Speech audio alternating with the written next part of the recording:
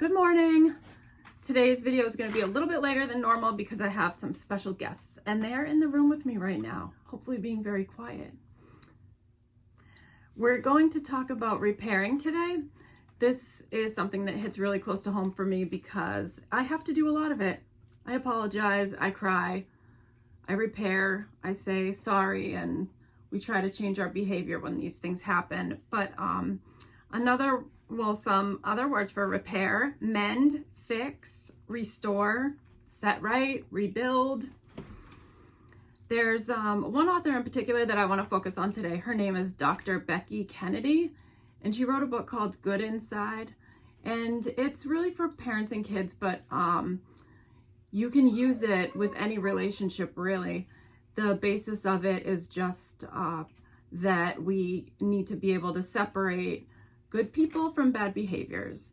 And so that's kind of her premise.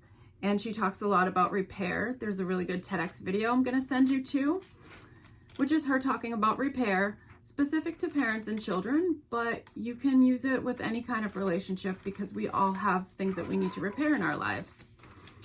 So she says her thoughts on repair. Repair is really the act of going back to a moment that didn't feel good, taking responsibility, reconnecting, and making a plan for going forward. And that's Dr. Becky Kennedy from Good Inside. And she just talks about like changing the ending of a story. So going back to that moment that didn't feel good and kind of change the end so you can move on and hopefully change the behavior. And she mentions too, repairing has the power to break negative generation cycles, which is really powerful, so hard to do.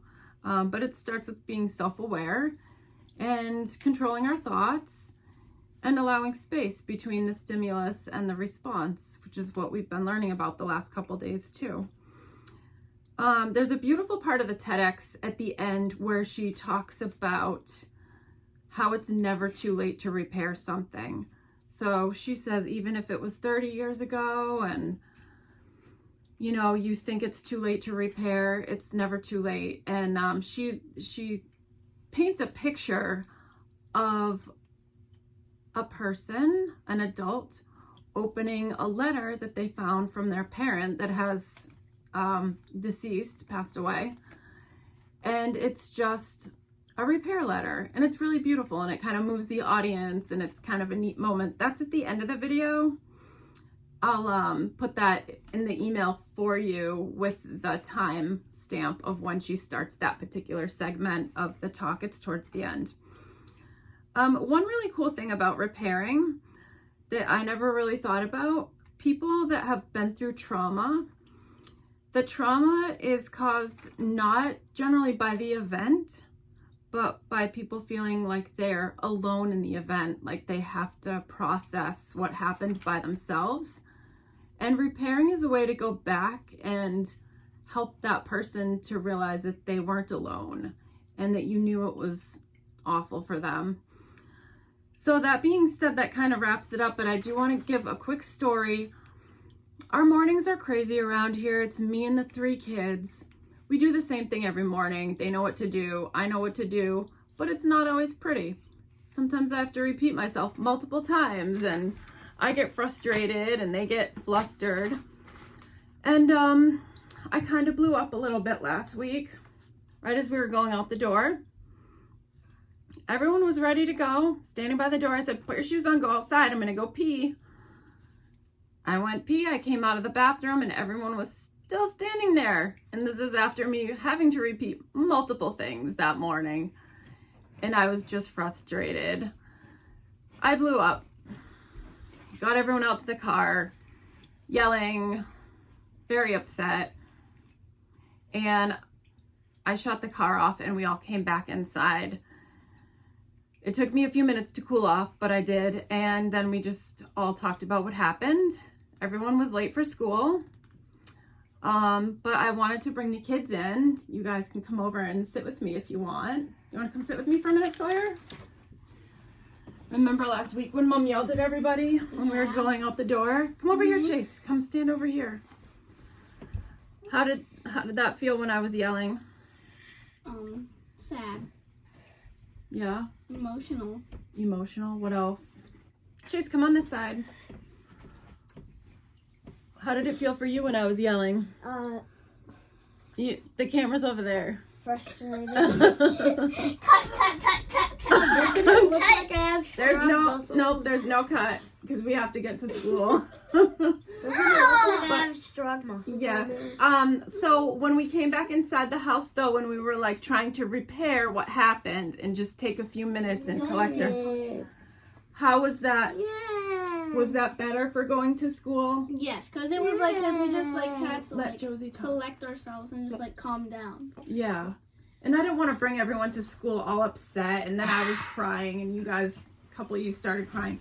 Sawyer ended up staying home from school that day, even though we repaired everything or did our best to. The older two were ready to go to school, but Sawyer just couldn't, so he stayed home with me. We had a nice day together. Okay, you're dismissed. All right, challenges for today. 6 challenges. All right, you guys can go. Go get your shoes on, okay? We're not going to post this on YouTube. Okay. Do you know how I was acting? It's okay. I'm going to read the challenges and then we're going to go to school. Okay. So challenges for today. I just wanted to share that because this is all stuff that I'm working on too and introducing to everybody that wants to listen. But we're doing it together. We're practicing together. We're making mistakes together. And we're just trying to learn from the mistakes and share our stories of being human. So the first challenge is to extend a letter. So write a letter to someone you believe you may have caused damage with, and you can give it to them or not. It's up to you. Second challenge would be to mend a relationship. So go to a friend or family member and try to repair something small if you want. You can start small. And how did that go? How did it feel? The third challenge you could choose from, think of a time from your past that still hurts. You can journal about it. And I want you to see if you can change the ending of the story by changing your perception of what happened. I find that a lot of things from my past that hurt are because I took something personally, or I just thought like that person is supposed to be the person that loves me the most. How could they have done that? But usually when we're going through times like that, it's because that person's hurting too. Something inside them is hurting and they don't know how to react, or they don't know how to handle or process a situation. So when you can think of it that way, you can maybe have compassion for the person that caused the hurt or the damage.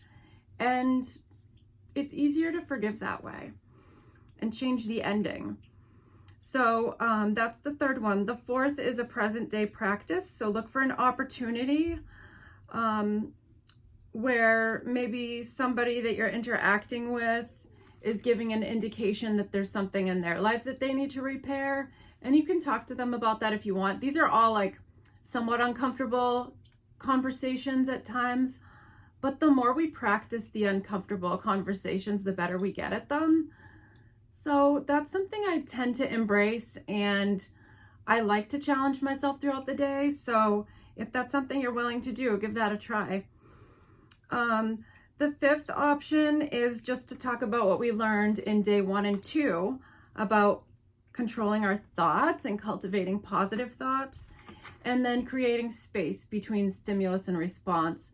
So think about that, thoughts and space, and how that relates to repairing, and could possibly cut back on what we need to repair, but also allow us to go back and understand where we made a mistake in the event, and be able to repair and say sorry and try to change our behavior.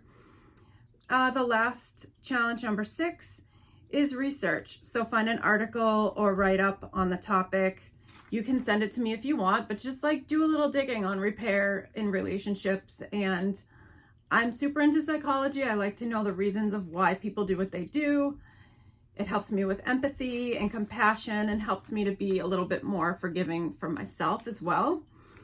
And it helps me to be more aware. And the last thing is to, as always, write down at least 3 things that you're grateful for today. All right, and the videos and email, it's going to be a little bit later than normal because I had special guests today. After I drop them off, I'm going to come home and type up the email and get this out to you. All right. Have a great day. Bye, everybody.